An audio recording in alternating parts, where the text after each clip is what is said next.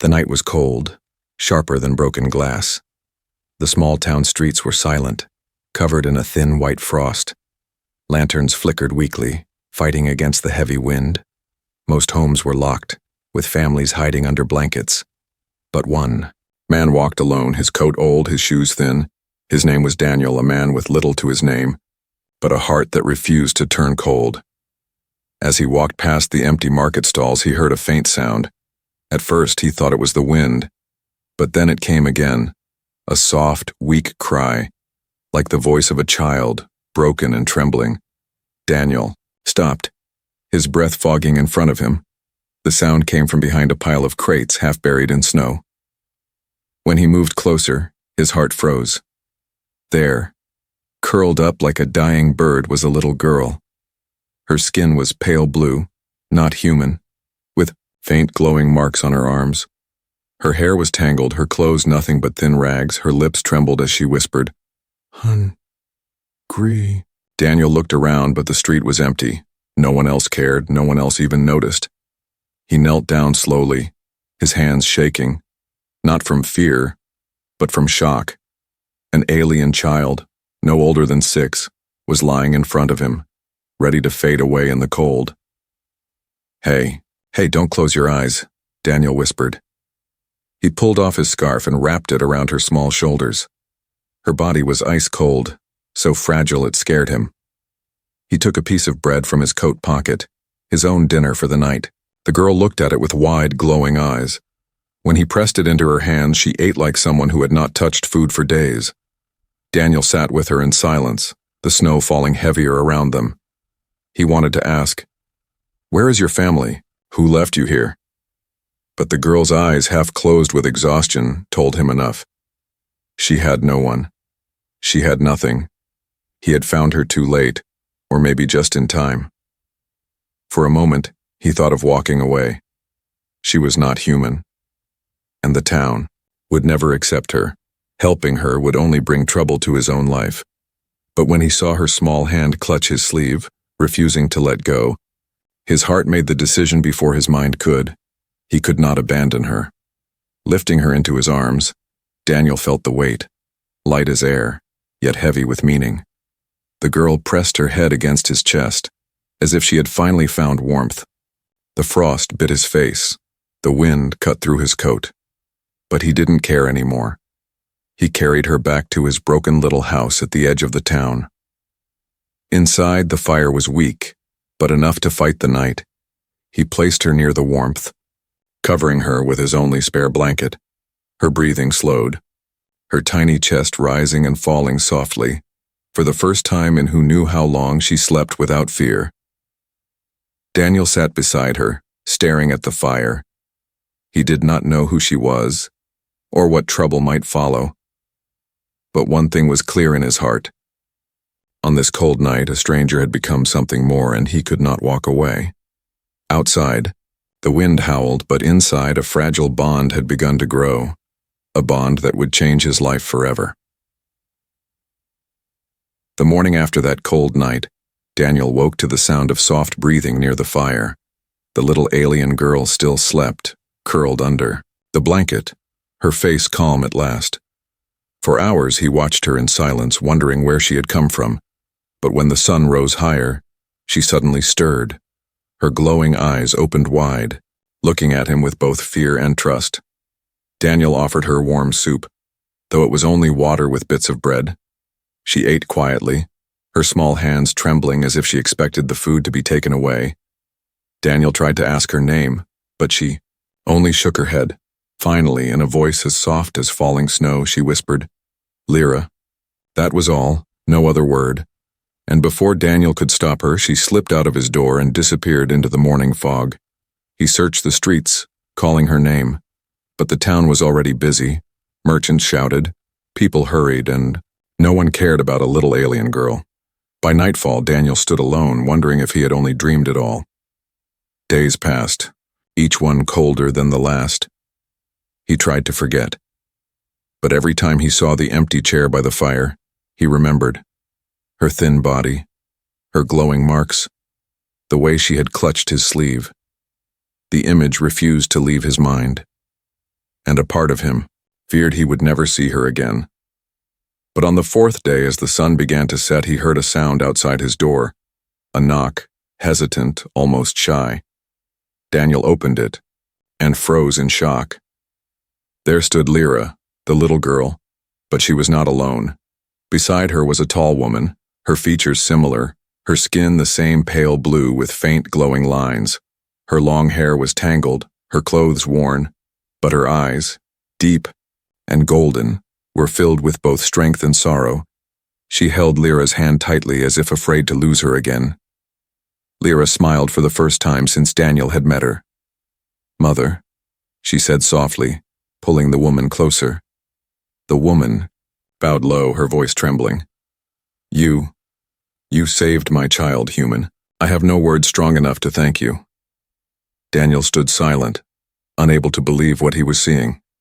The woman's body carried scars, her shoulders heavy with exhaustion. But even in her brokenness, there was dignity. She looked like someone who had once stood tall but had been crushed by endless suffering. "Who are you?" Daniel finally asked. The woman lifted her head, tears glimmering in her golden eyes. "My name is Solara," she said. "I am Lyra's mother, and we owe you our lives." Daniel's chest tightened as he looked at them. The little girl he had saved and the mother who now stood before him. He had expected the child to vanish forever. Yet here she was, returned with the one person she trusted most, and they had come back to him. Solara's voice broke as she continued. "We were cast out, left with nothing, hunted by those who once called us kin. When I thought my daughter would not survive, she told me of a man, a human with kind hands and a warm fire. She said, 'He will help us.'" Daniel felt the weight of her words press into his chest. The girl had remembered him, trusted him, and guided her mother back to his door. Now both stood there, fragile and desperate, waiting for his answer. For a moment, Daniel's small house felt too quiet, too heavy. The world outside would not forgive him for bringing aliens inside. The whispers, the hatred, the danger, it would all come crashing down. But when he saw Lyra's tiny hand clinging to her mother and her other hand reaching for him, he knew one thing for certain. They had returned, and their lives were now tied to his. The small fire burned low inside Daniel's house. The air was quiet, broken only by the soft crackle of wood. Solara, the alien woman, sat close to her daughter. Her golden eyes studied Daniel, full of questions and heavy secrets. Lyra leaned against her mother, yet her hand still reached for Daniel's coat. She would not let go of him, not even for a second. Daniel poured water into 3 clay cups. It was all he could offer, but the woman accepted with silent gratitude. For a while, none of them spoke. The weight of unspoken truth filled the room, heavier than the cold outside. Finally, Solara broke the silence. Her voice was low, like someone afraid the world might hear. "You must know why we were here, why you found my child alone that night." Daniel nodded slowly but said nothing. He knew whatever she would reveal would not be simple. Solara closed her eyes, her hand trembling as she stroked Lyra's hair. "We belonged to a clan," she whispered. "One of the proud ones, high in the mountains. But when the leaders discovered Lyra was weak, smaller than other children, they called her useless. To them, a daughter who could not fight or work was nothing but a burden." Her voice cracked and she pressed her lips tight to stop the tears. "They ordered me to abandon her. They told me a mother's love could not change weakness into strength. When I refused, they punished me too. They took everything, our home, our name, our protection, and cast us out into the snow as if we were already dead." Daniel's fists tightened around the clay cup. The firelight showed the scars on Solara's arms, proof of the cruelty she had faced. He wanted to ask how anyone could do this to their own people, but the answer was already clear. Power made hearts cruel. Solara's gaze shifted to him, her voice shaking but strong. "For days, I tried to keep her alive. I gave her every piece, Of food I found, every drop of water, but I was weak and she was weaker. That night, when you found her, I thought I had lost her forever. Daniel looked at Lyra, who now slept lightly against her mother's shoulder. Her glowing marks pulsed faintly, like stars refusing to fade. He realized then how close she had been to death. Solara lowered her head, shame heavy in every word. I am her mother, yet I failed. It was not me who saved her, it was you, a stranger, a human. When even her own blood turned away. Her voice broke and tears slipped down her cheeks. For a moment Daniel felt his chest tighten. He had expected her to be proud, to carry anger and fire. But instead, he saw only a mother broken by love and loss. He spoke gently, his voice firm but kind. You didn't fail. You fought for her. You survived when they wanted you gone. That's not failure, Solara. That's strength. She looked at him, startled, as if no one had ever spoken those words to her before. Her lips parted, but no reply came. Only silence. The kind of silence that carried both pain and hope. Outside, the wind screamed against the old wooden walls, but inside something had shifted. For the first time since being cast out, Solara was not alone, her daughter was safe. And the man before her, though poor and simple, had given them more than food or fire. He had given them dignity. Daniel, staring into the fire, felt the truth settle in his heart. This was not just a moment of pity. This was the beginning of something much larger, something that would bind him to the mother and child in ways he could not yet imagine. Daniel's house was small, old and worn down. The roof leaked when rain came. The walls creaked in strong wind. But to Solara and her daughter, it felt like a fortress, a place where no harsh voices shouted at them, a place where no one raised a hand to drive them away. Lyra sat near the fire, holding a wooden spoon Daniel had carved for her. She dipped it into the pot of soup, her smile faint but real. For the first time in her young life, she ate without fear of the food being snatched from her hands. Solara sat nearby, silent but watchful. Her golden eyes traced every corner of the house. It was not much, just a bed, a table, some shelves. Yet warmth filled the space, warmth stronger than fire. It was the warmth of belonging. Daniel moved about, pouring water, slicing bread. It was not a feast, yet he made sure they ate first before touching his own portion. Solara noticed, her heart tightening each time he gave without hesitation. She had known leaders, warriors, and proud men before, but none of them had ever shown such simple kindness. When night came, Daniel laid a spare blanket on the bed. You and Lyra sleep here, he said firmly.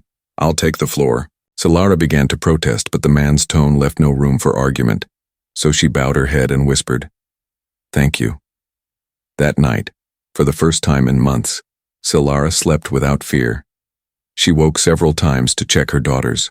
Breathing each time, she saw Daniel sitting near the fire, watching over them, his eyes heavy with exhaustion, but his posture strong, as if guarding them was his duty.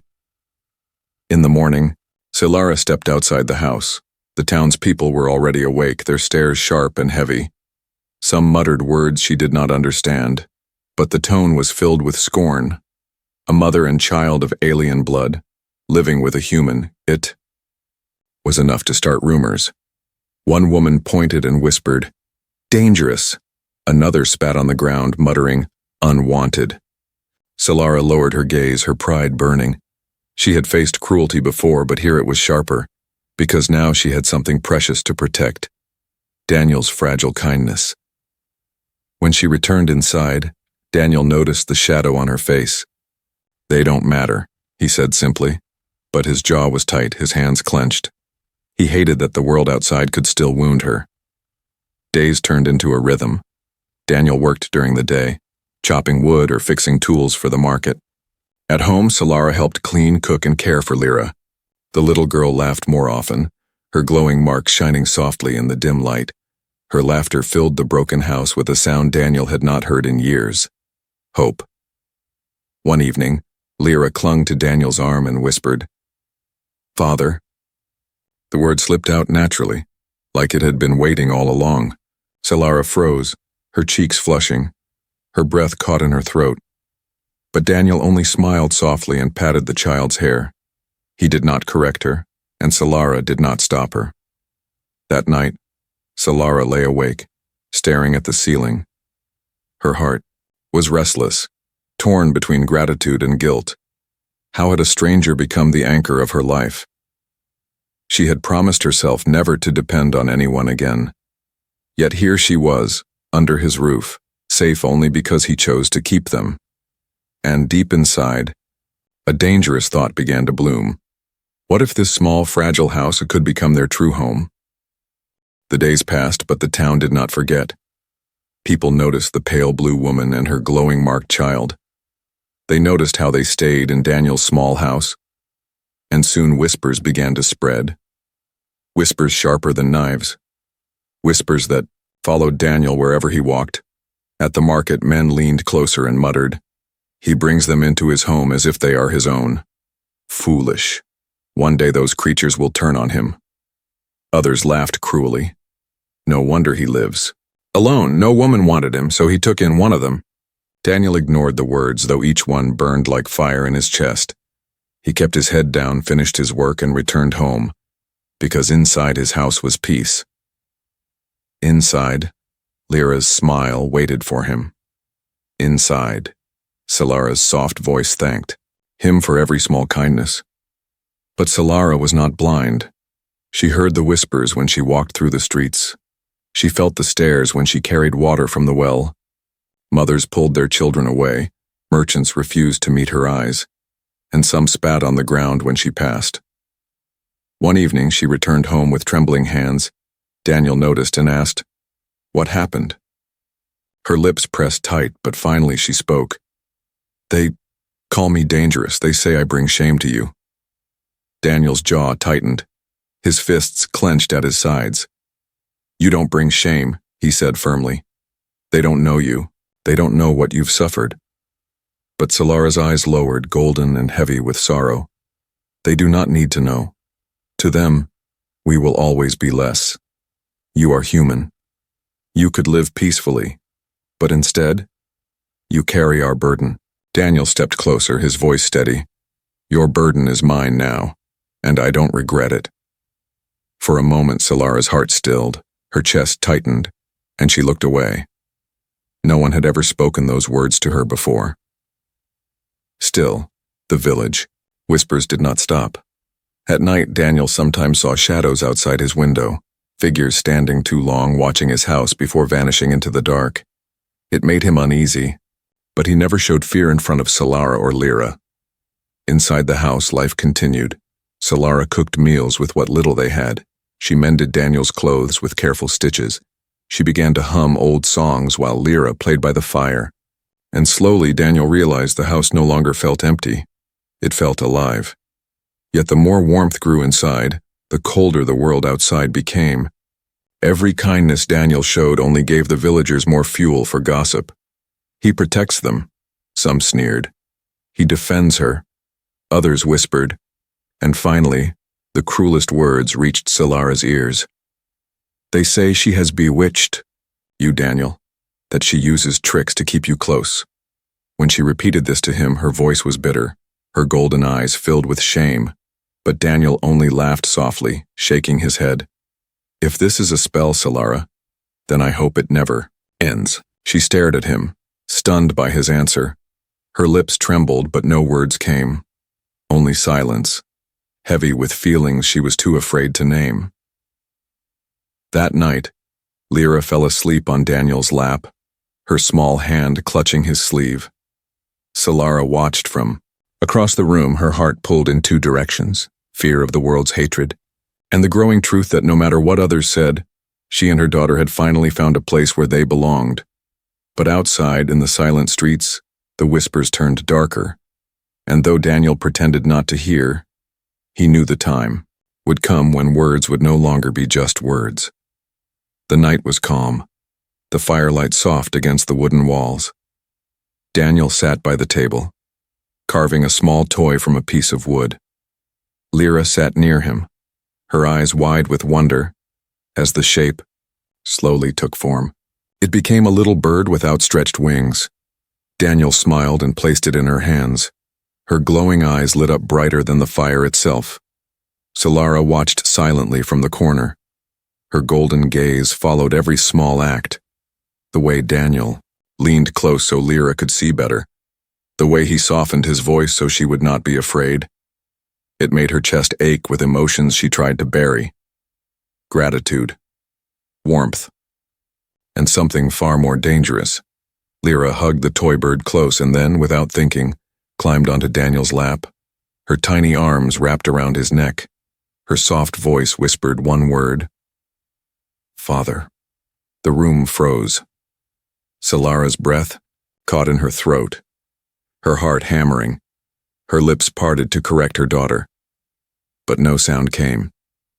Daniel's eyes widened for a moment. Then slowly, a gentle smile formed on his face. He did not push the girl away. He did not correct her, either. Instead, he patted her hair softly, whispering, "Rest now, little one." Lyra's head rested against his chest, her breathing slowing. Within moments, she was asleep, her small hand still clutching his shirt. Across the room, Solara's cheeks burned hot. Her hands trembled as she held them together tightly. Her daughter had spoken the word so naturally, as if it had been waiting inside her all along, and Daniel had accepted it without hesitation. That night, silence hung heavy between them. Daniel carried Lyra to the bed and tucked her under the blanket. Then, he sat by the fire again, his expression thoughtful. Solara finally spoke, her voice low. "You did not correct her." Daniel looked at her, his eyes steady. "Why would I? If she sees me that way, then I am honored." Solara's chest tightened, her breath shook. She had expected him to laugh, or to push the idea away. But instead, he had embraced it. And that simple acceptance struck deeper than any grand act of kindness. As the days passed, Lyra grew more attached to Daniel. She followed him when he stepped outside. She waited eagerly for him when he returned from the market. Her laughter echoed through the small house, and each time she called him father, Daniel answered with warmth. Solara tried to stop it at first, afraid that such closeness could only bring pain later, afraid that trusting too much would make the loss unbearable. But every time she saw Lyra's smile, every time she saw Daniel's patient kindness, her resistance grew weaker.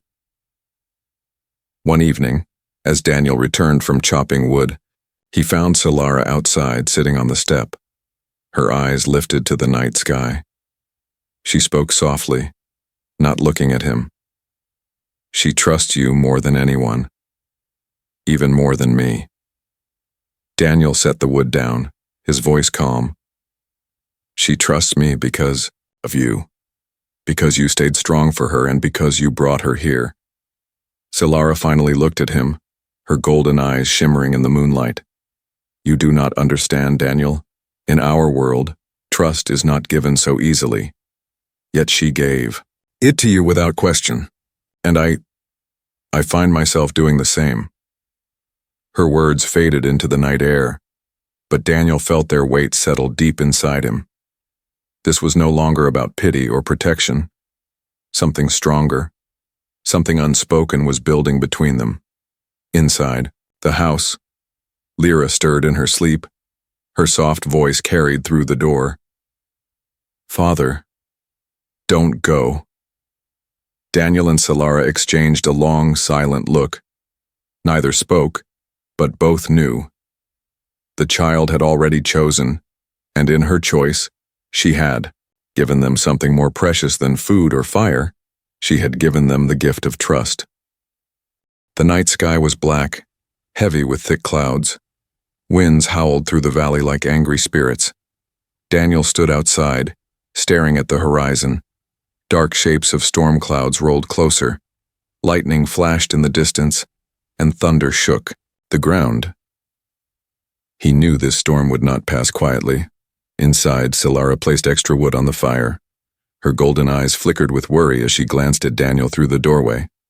Lyra clutched her toy bird tightly, her small hands trembling. She had never seen a storm this fierce. Daniel closed the shutters firmly and secured the door, but the old wooden house groaned as if it might split apart. He could already feel the roof shaking against the wind. Snow and rain slammed against. The walls and the fire inside flickered, nearly dying under the draft. Solara hugged her daughter close, her voice calm though her heart raced.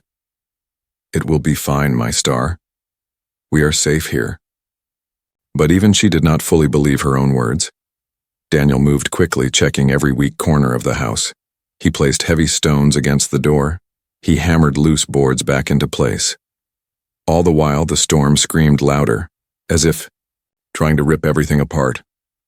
Hours passed, the wind tearing at the roof. A crack appeared along the ceiling, and water dripped through. Daniel grabbed buckets and cloths, trying to stop the leak. His hands were raw, his body shivering from the cold water soaking him. But he refused to stop. Solara rose to help, but Daniel shook his head. "Stay with Lyra. Keep her warm. I'll handle this." His voice was steady, but she could see the strain in his eyes. Still, he worked tirelessly, patching, reinforcing, pushing his body past exhaustion. Lyra's frightened cries echoed each time thunder roared. Solara rocked her gently, whispering old songs from her people, but her eyes never left Daniel. Each strike of lightning showed him against the storm, a man fighting not for himself, but for them. At one point, the wind smashed part of the roof open. Snow and rain poured in. Daniel climbed onto the beams, his body shaking from cold. He used his coat to cover the gap until he could tie boards into place. Every movement was dangerous. One slip and he could have fallen, but he never slowed, never hesitated. Solara's chest burned as she watched him. Her heart screamed that this man was no longer just a stranger. He was protecting them with everything he had, as if they were already his family. Finally, after endless hours, the storm began to fade, the wind softened, the thunder rolled away, and only the sound of dripping water filled the room. Daniel collapsed into a chair, soaked, his hands raw and bleeding, but he smiled weakly when he saw Lyra asleep in Solara's arms. Solara stood, her body trembling. She walked closer, her golden eyes shining with something more than gratitude. "You nearly broke yourself tonight," she whispered. "Why? Why would you risk so much for us?" Daniel looked at her, his voice hoarse but steady. "Because you're not just guests here, you and Lyra. You're mine to protect." Her breath caught, her chest tight. She had expected duty, pity, maybe kindness. But what she heard was far deeper, a truth she had longed for, yet feared to believe. For a long moment, Solara could not move.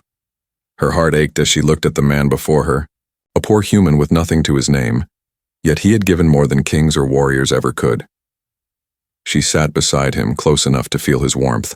Her hand trembled as she placed it gently over his.